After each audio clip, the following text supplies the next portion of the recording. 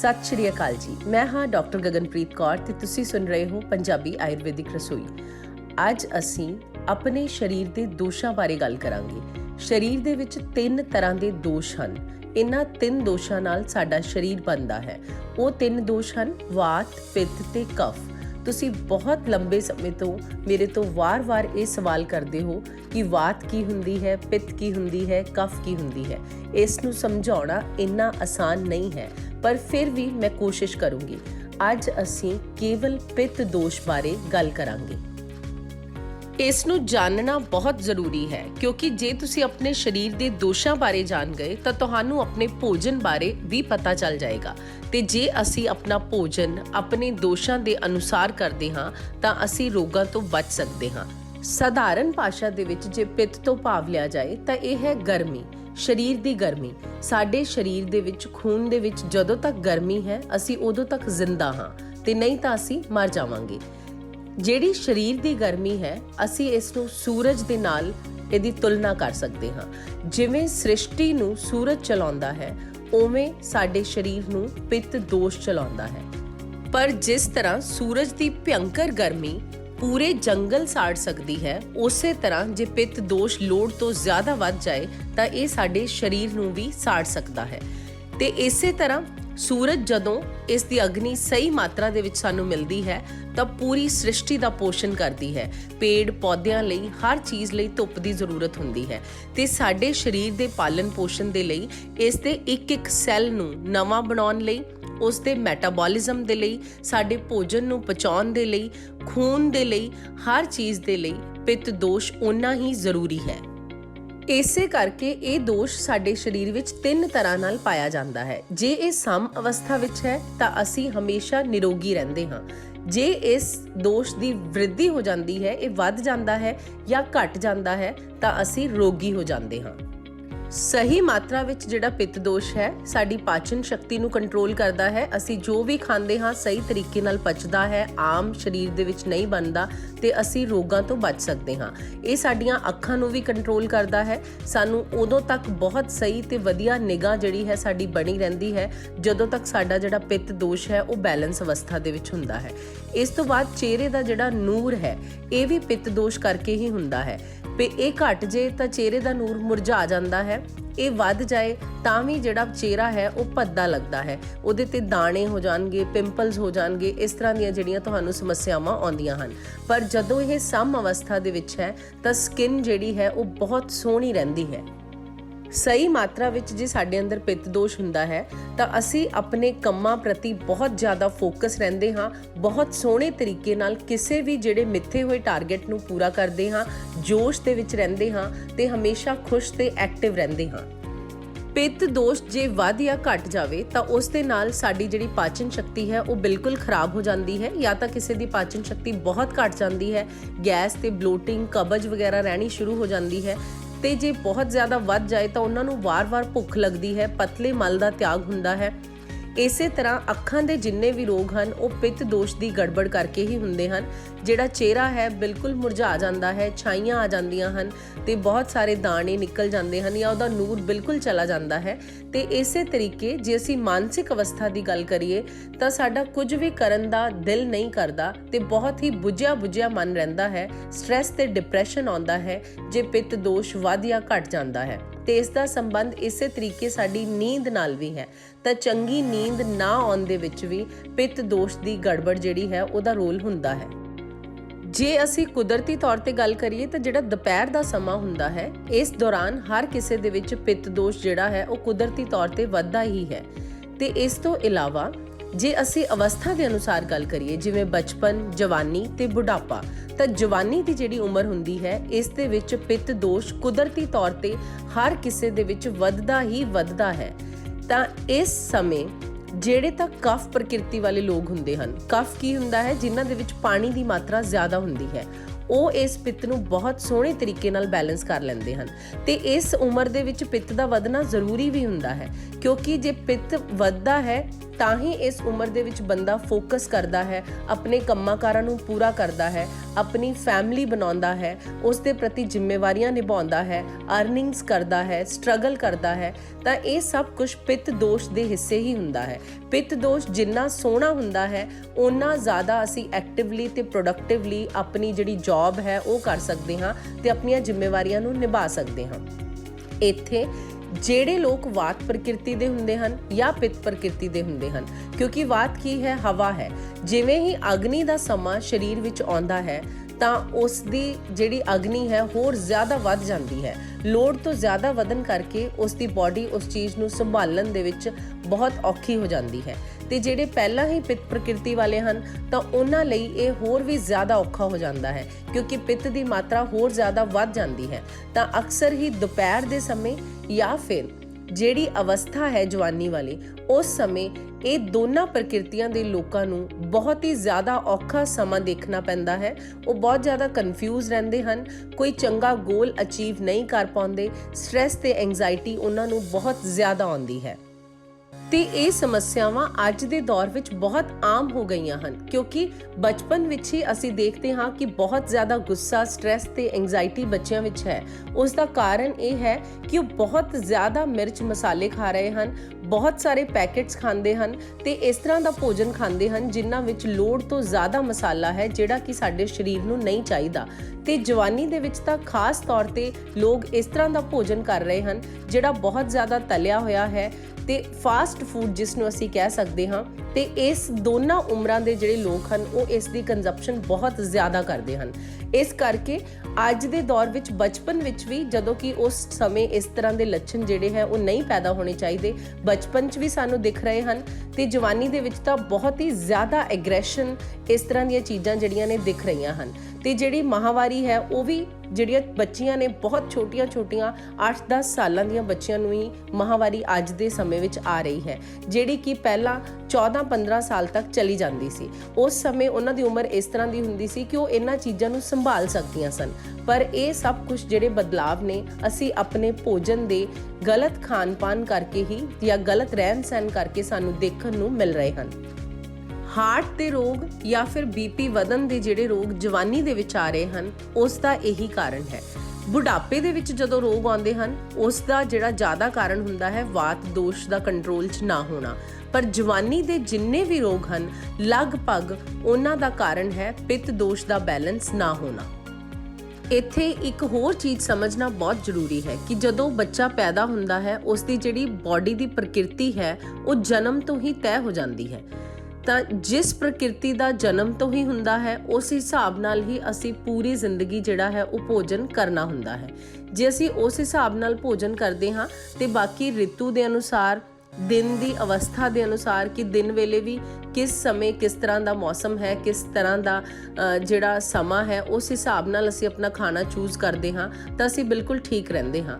ਪਰ ਜਦੋਂ ਅਸੀਂ ਸਮੇਂ ਦਾ ਖਾਣੇ ਦੇ ਨਾਲ ਕੋਈ ਸੰਬੰਧ ਨਹੀਂ ਰੱਖਦੇ ਤੇ ਜਦੋਂ ਜਿਸ ਚੀਜ਼ ਦਾ ਦਿਲ ਕਰਦਾ ਹੈ ਉਦੋਂ ਖਾਂਦੇ ਹਾਂ ਤਾਂ ਉਦੋਂ ਹੀ ਦੋਸ਼ਾਂ ਦੇ ਵਿੱਚ ਗੜਬੜ ਹੁੰਦੀ ਹੈ ਤੇ ਰੋਗ ਹੁੰਦੇ ਹਨ। ਜਦੋਂ ਅਸੀਂ ਜਨਮ ਤੋਂ ਪ੍ਰਕਿਰਤੀ ਨੂੰ ਸਮਝਣਾ ਹੈ ਤਾਂ ਤੁਸੀਂ ਦੇਖਿਆ ਹੋਵੇਗਾ ਕਿ ਕੁਝ ਬੱਚੇ ਕਦੀ ਵੀ ਮੋਟੇ ਨਹੀਂ ਹੁੰਦੇ।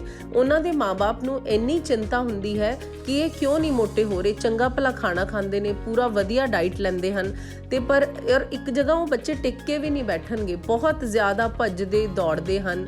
ਉਹ ਜਲਦੀ ਚੀਜ਼ਾਂ ਨੂੰ ਭੁੱਲ ਜਾਂਦੇ ਹਨ। ਜਿਸ ਤਰ੍ਹਾਂ ਅਸੀਂ ਉਹਨਾਂ ਨੂੰ ਪੜ੍ਹਾਉਣ ਬੈਠੀਏ ਤਾਂ ਉਹਨਾਂ ਦਾ ਇੰਨਾ ਜ਼ਿਆਦਾ ਮਨ ਨਹੀਂ ਲੱਗਦਾ, ਉਹ ਜ਼ਿਆਦਾ ਲੰਬੇ ਸਮੇਂ ਤੱਕ ਸਿਟਿੰਗ ਦੇ ਕੇ ਪੜ੍ਹਾਈ ਨਹੀਂ ਕਰ ਸਕਦੇ। ਤੇ ਜੇ ਅਸੀਂ ਉਹਨਾਂ ਨੂੰ ਬਹੁਤ ਜ਼ਿਆਦਾ ਰੱਟਾ ਮਰਵਾ ਵੀ ਦੇਵਾਂਗੇ ਤਾਂ ਉਹ ਬਹੁਤ ਜਲਦੀ ਭੁੱਲ ਜਾਂਦੇ ਹਨ। ਜਦੋਂ ਕਿ ਜਿਹੜੇ ਬੱਚਿਆਂ ਦੇ ਵਿੱਚ ਪਿੱਤ ਡੋਮੀਨੇਟਿੰਗ ਹੁੰਦੀ ਹੈ ਉਹ ਬੱਚੇ ਮੀਡੀਅਮ ਹੁੰਦੇ ਹਨ, ਨਾ ਹੀ ਜ਼ਿਆਦਾ ਮੋਟੇ ਹੁੰਦੇ ਹਨ ਨਾ ਜ਼ਿਆਦਾ ਪਤਲੇ ਹੁੰਦੇ ਹਨ, ਪਰ ਉਹ ਬਚਪਨ ਤੋਂ ਹੀ ਫੋਕਸਡ ਹੁੰਦੇ ਹਨ, ਚੀਜ਼ਾਂ ਦਾ ਬਹੁਤ ਜ਼ਿਆਦਾ ਧਿਆਨ ਰੱਖਦੇ ਹਨ। ਤੁਸੀਂ ਉਹਨਾਂ ਨੂੰ ਕੋਈ ਵੀ ਚੀਜ਼ ਸਮਝਾ ਦਿਓਗੇ ਉਸ ਬਾਰੇ ਬਹੁਤ ਜ਼ਿਆਦਾ ਵਿਚਾਰ ਕਰਦੇ ਹਨ, ਉਸ ਨੂੰ ਫੋਲੋ ਕਰਨ ਦੀ ਕੋਸ਼ਿਸ਼ ਕਰਦੇ ਹਨ। ਅਕਸਰ ਹੀ ਜਿਹੜੇ ਇਹ ਬੱਚੇ ਹੁੰਦੇ ਹਨ ਜਾਂ ਇਸ ਪ੍ਰਕਿਰਤੀ ਦੇ ਲੋਕ ਹੁੰਦੇ ਹਨ ਉਹ ਕੰਮਾਂ ਨੂੰ ਕਾਫੀ ਸੋਚ ਵਿਚਾਰ ਕੇ ਫਿਰ ਫੈਸਲਾ ਕਰਦੇ ਹਨ। ਇਹ ਨੁਕਸਾਨ ਜ਼ਿਆਦਾ ਪਸੰਦ ਨਹੀਂ ਕਰਦੇ ਜਿਹੜੇ ਪਿੱਤ ਪ੍ਰਕਿਰਤੀ ਵਾਲੇ ਲੋਕ ਹੁੰਦੇ ਹਨ। ਇਸ ਤੋਂ ਬਾਅਦ ਇਹਨਾਂ ਦੇ ਵਿੱਚ ਹੋਰ ਕੀ ਹੈ, ਇਹਨਾਂ ਦੇ ਵਿੱਚ ਬਚਪਨ ਤੋਂ ਹੀ ਗੁੱਸਾ ਹੁੰਦਾ ਹੈ, ਬਚਪਨ ਤੋਂ ਹੀ ਇਹਨਾਂ ਦੇ ਅੰਦਰ ਜ਼ਿਆਦਾ ਗੁੱਸਾ ਆਉਂਦਾ ਹੈ, ਪਰ ਸ਼ਾਂਤ ਵੀ ਹੋ ਜਾਂਦੇ ਹਨ, ਪਰ ਗੁੱਸਾ ਇੱਕਦਮ ਜ਼ਿਆਦਾ ਆਉਂਦਾ ਹੈ।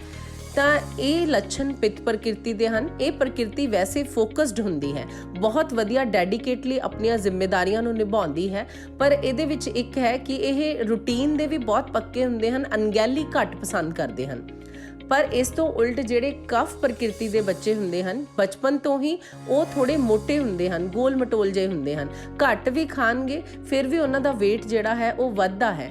ਇਸ ਤੋਂ ਬਾਅਦ ਉਹ ਬਹੁਤ ਸ਼ਾਂਤ ਸੁਭਾਅ ਦੇ ਹੁੰਦੇ ਹਨ, ਉਹਨਾਂ ਨੂੰ ਗੁੱਸਾ ਬਿਲਕੁਲ ਵੀ ਨਹੀਂ ਆਉਂਦਾ, ਉਹ ਬਹੁਤੇ ਜ਼ਿਆਦਾ ਡਿਮਾਂਡਿੰਗ ਜਾਂ ਕਿਸੇ ਤੋਂ ਚੀਜ਼ਾਂ ਖੋਹਣ ਵਾਲੇ ਨਹੀਂ ਹੋਣਗੇ, ਤੇ ਉਹਨੂੰ ਤੁਸੀਂ ਜਿਵੇਂ ਕਹਿ ਦਿਓਗੇ ਉਹ ਉਵੇਂ ਗੱਲ ਮੰਨ ਲੈਂਦੇ ਹਨ। ਜਿੱਥੇ ਕਹਿ ਦੋਗੇ ਬੈਠ ਜਾ ਉੱਥੇ ਬੈਠ ਜਾਂਦੇ ਹਨ, ਜਿੱਥੇ ਕਹਿ ਦੋਗੇ ਖੜਾ ਹੋ ਜਾ ਉੱਥੇ ਖੜੇ ਹੋ ਜਾਣਗੇ। ਇੱਥੋਂ ਤੱਕ ਕਿ ਉਹ ਬੱਚੇ ਕਾਫੀ ਸਮੇਂ ਤੱਕ ਸਥਿਰ ਬੈਠ ਸਕਦੇ ਹਨ। ਇਹਨਾਂ ਦੀ ਬੁੱਧੀ ਬਹੁਤ ਜ਼ਿਆਦਾ ਹੁੰਦੀ ਹੈ। ਇਹਨਾਂ ਨੂੰ ਜੇ ਤੁਸੀਂ ਕੋਈ ਚੀਜ਼ ਇੱਕ ਵਾਰੀ ਦੱਸ ਦਿਓਗੇ ਉਹ ਉਸ ਤੋਂ ਬਾਅਦ ਉਹਨੂੰ ਨਹੀਂ ਭੁੱਲਦੇ, ਤੇ ਇਹਨਾਂ ਨੂੰ ਜੇ ਤੁਸੀਂ ਲੰਬੇ ਸਮੇਂ ਤੱਕ ਵੀ ਸਿਟਿੰਗ ਦੇ ਕੇ ਪੜ੍ਹਨ ਲਈ ਬਿਠਾ ਦਿਓਗੇ ਤਾਂ ਇਹ ਲੰਬੇ ਸਮੇਂ ਤੱਕ ਵੀ ਪੜ੍ਹ ਸਕਦੇ ਹਨ। ਇਹ ਇੱਕ ਤਰ੍ਹਾਂ ਦਾ ਕੰਮ ਕਰਨਾ ਬਹੁਤ ਪਸੰਦ ਕਰਦੇ ਹਨ। ਇਹਨਾਂ ਦਾ ਮਾਈਂਡ ਇੰਨਾ ਜ਼ਿਆਦਾ ਭਟਕਦਾ ਨਹੀਂ ਕਿ ਇਹ ਇੱਕ ਸਮੇਂ 10-10 ਕੰਮ ਇਕੱਠੇ ਕਰ ਸਕਦੇ ਹੋਣ, ਕਿਉਂਕਿ ਇਹ ਸ਼ਾਂਤ ਸੁਭਾਅ ਦੀ ਪ੍ਰਕਿਰਤੀ ਹੈ, ਯੋਗੀਆਂ ਵਾਲੀ ਪ੍ਰਕਿਰਤੀ ਹੈ ਜਿਹੜੀ ਕਫ ਪ੍ਰਕਿਰਤੀ ਹੈ। ਪਰ ਕਦੀ ਵੀ ਕਿਸੇ ਵੀ ਪੁਰਸ਼ ਦੇ ਵਿੱਚ ਇੱਕ ਦੋਸ਼ਜ ਪ੍ਰਕਿਰਤੀ ਹੁੰਦੀ ਨਹੀਂ ਹੈ। ਹਮੇਸ਼ਾ ਜਿਵੇਂ ਵਾਤਜ ਪ੍ਰਕਿਰਤੀ ਹੈ ਤਾਂ ਉਹਦੇ ਨਾਲ ਪਿੱਤ ਦੇ ਲੱਛਣ ਜਿਹੜੇ ਨੇ ਉਹ ਹੋਣਗੇ, ਕੋਈ ਨਾ ਕੋਈ ਹੋਰ ਦੋਸ਼, ਦੋ ਦੋਸ਼ਾਂ ਦੀ ਪ੍ਰਕਿਰਤੀ ਜ਼ਿਆਦਾ ਬਣਦੀ ਹੈ, ਜਿਵੇਂ ਕਿ ਵਾਤ ਪਿੱਤਜ, ਵਾਤ ਕਫਜ ਹੋ ਗਈ, ਜਾਂ ਫਿਰ ਵਾਤਜ ਕੱਲੀ ਵਾਤ ਪਿੱਤ ਕਫ ਦੇ ਤਿੰਨਾਂ ਦੇ ਲੱਛਣ ਵੀ ਪਾਏ ਜਾਂਦੇ ਹਨ। ਇਸੇ ਕਰਕੇ ਪਿੱਤ ਡੋਮੀਨੇਟ ਹੋਏਗਾ ਤੇ ਨਾਲ ਕਫ ਦੇ ਲੱਛਣ ਜਾਂ ਵਾਤ ਦੇ ਲੱਛਣ ਹੋਰ ਮਿਲਦੇ ਹਨ। ਇੱਕ ਦੋਸ਼ਜ ਪ੍ਰਕਿਰਤੀ ਕਦੀ ਵੀ ਨਹੀਂ ਹੁੰਦੀ, ਹਮੇਸ਼ਾ ਦੋਸ਼ ਜਿਹੜੇ ਨੇ ਉਹ ਰਲੇ ਮਿਲੇ ਹੁੰਦੇ ਹਨ, ਪਰ ਤਿੰਨਾਂ ਦੋਸ਼ਾਂ ਚੋਂ ਕੋਈ ਇੱਕ ਦੋਸ਼ ਜਿਹੜਾ ਹੈ ਉਹ ਬੰਦੇ ਦੀ ਪਰਸਨੈਲਿਟੀ ਨੂੰ ਝਲਕਾਉਂਦਾ ਹੈ। ਹੁਣ ਮੈਂ ਜਿਸ ਤਰ੍ਹਾਂ ਤਿੰਨਾਂ ਜਿਹੜੇ ਦੋਸ਼ਾਂ ਦੀ ਪ੍ਰਕਿਰਤੀ ਦੇ ਲੱਛਣ ਤੁਹਾਨੂੰ ਦੱਸੇ ਹਨ, ਇਸ ਅਨੁਸਾਰ ਤੁਸੀਂ ਆਪਣੇ ਵਿੱਚ ਦੇਖ ਸਕਦੇ ਹੋ ਕਿ ਤੁਹਾਡੇ ਵਿੱਚ ਕਿਹੜੇ ਲੱਛਣ ਹਨ।